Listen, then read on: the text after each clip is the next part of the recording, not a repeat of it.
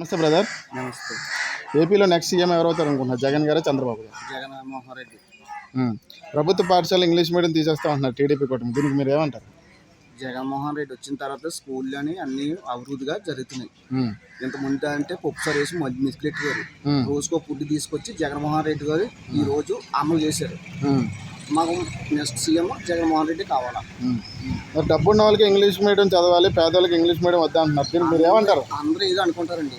ఈ ఆడ డబ్బున్నోడు డబ్బు లేనివాడు జరే పేదడైనా ఇవ్వడం జరే జగన్మోహన్ రెడ్డి వచ్చిన తర్వాతే అన్ని అమలు చేశాడు కాబట్టి చదువుకొని ప్రతివాడు పాఠశాలకు వెళ్తారు.